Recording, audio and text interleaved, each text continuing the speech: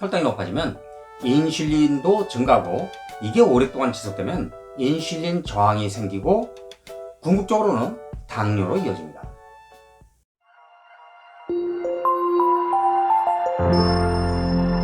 여러분 안녕하세요. KNL 기능의학TV 김강원입니다. KNL 기능의학TV는 질병의 원인 치료, 여기에 목적을 두는 그런 의학 정보를 과학적 검증을 거쳐 여러분께 알려드리는 데에 초점을 맞추고 있습니다. 그래서 그런 내용을 따라 이 채널을 방문해 주신 많은 분들께 저는 항상 감사한 마음을 가지고 있습니다.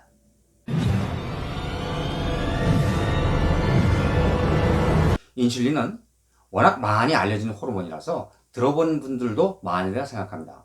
피 속에 포도당이 증가하면 인슐린도 증가하며 포도당을 부지런히 세포 속에 넣어줘서 에너지원으로 사용하도록 합니다. 혈당이란 말도 익숙하죠? 그런데 인슐린과 혈당 이런 말들이 부정적인 그런 느낌이 들거든요. 그런데 이게 제 개인적인 생각일 뿐일까요? 궁금하시면 영상을 집중해서 보세요.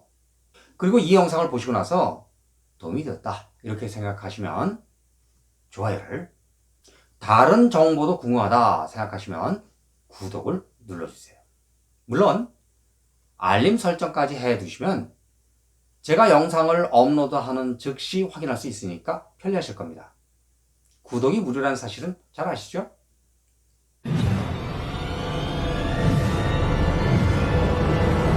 모든 생명은 살아가기 위해 에너지가 필요합니다. 에너지원으로 쓰이는 물질들은 여러분들 잘 알다시피 탄수화물, 지방, 단백질 요거죠.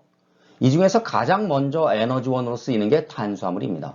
탄수화물은 원래 탄소의 물 분자와 결합해 있다 이렇게 생각해서 붙은 이름이었는데, 물론 실제 분자는 전혀 그렇지 않죠. 탄수화물 중에 우리가 가장 흔하게 이용하는 게 밥과 같은 것이죠. 밥은 궁극적으로 몸이 이용할 수 있는 가장 기본적인 탄수화물, 그것을 단당류 이렇게 부르는데 포도당으로 분해합니다. 밥을 먹으면 소화 효소에 의한 분해를 통해 포도당을 만들어 혈액 속에 포도당이 증가하는데, 이런 현상을 혈당이 증가한다 이렇게 부르거든요. 혈당이 증가하면 인슐린 이것이 췌장의 베타세포에서 분비돼 혈액 속에 들어갑니다. 인슐린이 세포막에 있는 수용체에 결합하면 근처에 포도당이 들어갈 수 있는 길이 열립니다. 궁극적으로는 세포 안의 미토콘드리아에 포도당이 들어가 에너지원으로 사용되며, 미토콘드리아는 발전소 같은 것이죠. 여기 그림을 보면 이게 인슐린이 수용체에 결합한 모습입니다. 그러면 이제 여기 문이 열려서 포도당이 이렇게 세포 안으로 들어갈 수 있다 그런 얘기입니다. 결국 포도당이 혈액 속으로 들어가 혈당이 증가하면 인슐린이 분비돼 포도당을 에너지원으로 사용하게 함으로써 혈당을 낮춥니다. 임신성 당뇨를 제외하면 당뇨병은 1형과 2형으로 구분합니다. 물론 알츠하이머를 제3형 당뇨병 이렇게 지칭하기도 하는데 아직은 비공식적으로 부르는 것입니다. 1형 당뇨병은 인슐린을 만드는 췌장의 베타세포가 망가져 혈당을 조절할 수 없는 그런 당뇨병을 가리키고, 특히 소아 청소년기 이때 가장 흔하게 나타납니다. 면역 시스템이 인슐린을 분비하는 췌장의 베타세포를 공격하는 자가 면역 질환, 이거의 하나다 이렇게 보고 있거든요. 2형 당뇨병은 당뇨병의 대부분을 차지하는데 인슐린 저항 여기에 기인합니다.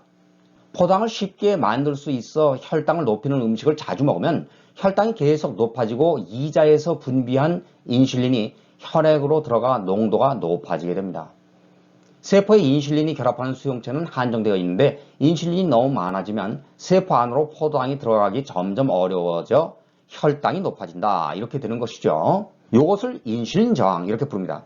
여기 인슐린 저항에 대한 간단한 소개 그림이 나와 있네요. 혈관 내피세포의 글리코칼릭스 이런 게 있거든요. 여기 그림을 보시면 이렇게 점액질로 실 모양 이런 게 글리코칼릭스입니다. 그런데 이 글리코칼릭스는 혈관을 보호하는데 혈당이 높으면 혈관이 손상됩니다. 글리코칼릭스가 손상되고 이어서 혈관이 손상되는 거죠. 그래서 당뇨가 있으면 글리코칼릭스가 손상되므로 혈관도 손상된다 이런 것을 알 수 있습니다. 당뇨로 혈관이 손상되고 당뇨병을 가진 경우 고혈압도 생길 수 있으므로 당뇨와 고혈압은 원인이 같습니다. 혈관이 손상되면 그것을 수리하기 위해서 LDL, 칼슘 이런 것들이 불려오거든요. 칼슘을 이용해 손상된 혈관을 수리하면 혈관이 딱딱해지고 그에 따라 혈압도 올라갑니다. 그래서 당뇨와 고혈압은 대응 방법도 유사하다 이렇게 볼 수 있기 때문에 누구나 쉽게 대응할 수 있는 방법을 알아볼 필요가 있겠죠. 혈관 건강에 좋은 음식을 한번 알아볼까요? 혈관 건강에 좋은 음식은 혈액순환에 좋기 때문에 혈압에도 좋습니다. 혈액은 각종 영양소와 산소를 심장, 뇌, 근육, 피부 등의 세포에 나르죠. 건강한 식단은 혈액순환을 최적화하는 방법 중 하나입니다. 자, 제일 먼저 고추 여기 있거든요. 고추의 캡사이신은 동맥이 잘 작동하도록 도와주고 혈관 근육을 이완시켜 혈액이 쉽게 흐르도록 만듭니다. 그 다음 비트, 여기 비트에는 질산염이 풍부합니다. 자, 그런데 이 질산염이 일산화질소, 즉 NO로 전환될 수 있어 혈류를 개선하는 데 도움이 됩니다. 일산화질소는 혈관을 확장시킵니다. 그 다음 베리류인데요. 여기 그림에 베리류가 등장하고 있죠. 베리류에는 항산화제인 안토시아닌, 요게 풍부하거든요.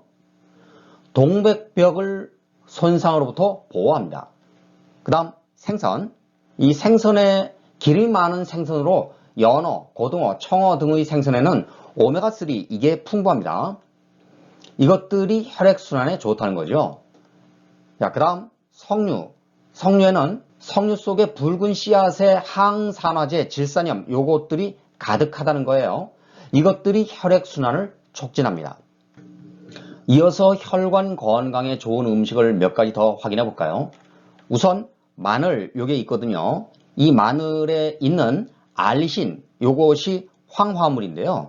혈관을 이완시켜 혈압을 낮추는 데 도움이 됩니다. 견과류 그중에서 호두, 특히 호두에는 오메가3 지방산의 일종인 알파 리놀렌산 요게 풍부하다는 겁니다. 혈관 건강이 개선되고 혈압이 낮아집니다. 포도의 항산화제는 혈관을 이완시키고 더 효율적으로 작동하게 합니다. 강황, 요거는요, 강황에서 발견되는 커큐민이 NO 생성을 촉진해서 동맥을 더 유연하게 하고 혈류를 도와줍니다. 그 다음 시금치, 시금치에는 질산염, 요게 풍부하거든요. 이게 동맥을 유연하게 하고 혈압을 낮추는 데 도움이 되고요.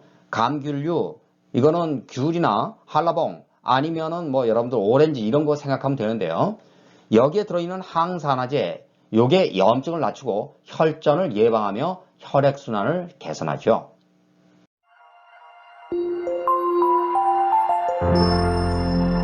인슐린 저항을 막아 제2형 당뇨를 피하려면 단순당 섭취를 제한하고 지방을 에너지원으로 사용할 수 있는 그런 식습관으로 바꿔야 되겠죠.